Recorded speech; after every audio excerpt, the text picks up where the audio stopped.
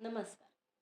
मोरया शिक्षण संस्था चिंचवड आयोजित राज्यस्तरीय आंतरशालेय मराठी साहित्य अभिवाचन स्पर्धा 2025 वर्ष चौथे यासाठी श्रीमती पार्वतीबाई विद्यालयातील शिक्षिका मी सौ दीपाली गोपालकृष्ण जोशी सादर करीत आहे. वयम या मासिकेतील वैदेही भिडे यांच्या मनोविकास या मालिकेतील गृहीत धरण्यापूर्वी ही कथा. बेला अभ्यास करत बसली होती. आई ऑफिसमधून आली.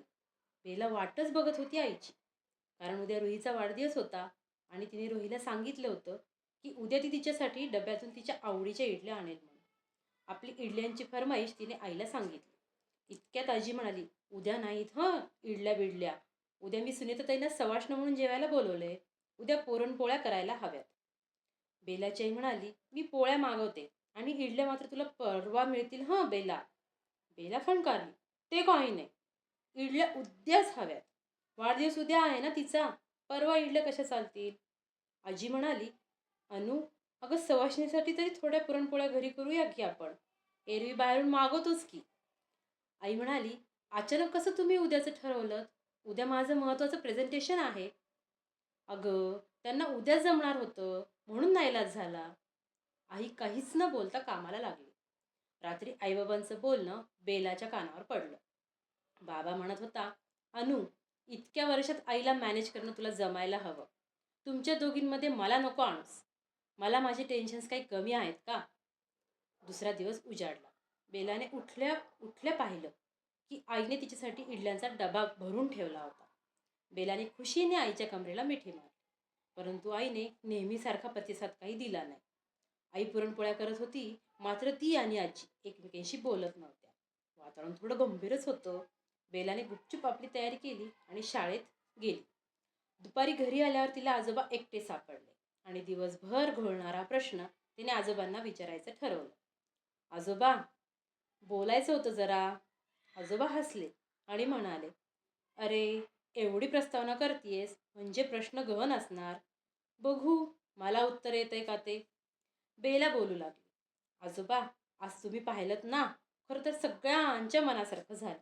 म्हणजे मला डब्यात इडल्या मिळाल्या, पुरणपोळ्या करून आई ऑफिसला गेली, बाबाही ऑफिसला गेला, मात्र कुणीच खुश नव्हतं. असं का बरं झालं? आजोबा म्हणाले, आज जे घडलं त्यात कुणीच पूर्णपणे चुकीचं किंवा कुणीच पूर्ण बरोबर असं नाहीये. बेला, आपण तुझ्यापासून सुरुवात करूया. सांग बरं, तुला इडल्या मिळाल्या तरी तू का खुश नाहीस? बेला म्हणाली, आईने सकाळी आज प्रेमाने जवळ घेतलं नाही म्हणून. आजोबा म्हणाले, इडल्या आणते हे प्रॉमिस रुहीला देताना हे तुझ्या लक्षात आलं नाही की आई त्या दिवशी खूप बिझी असू शकते. तसंच सुनीताताईंशी दिवस ठरवताना तुझ्या आईला त्या दिवशी काही महत्त्वाचं काम असेल हे आजीच्या लक्षात आलं नाही. आणि काहीही ठरवताना आपला कोणीच विचार करत नाही ही भावना आईच्या मनात आली असेल. तिची ही भावना आपल्या कोणाच्याच लक्षात आली नाही.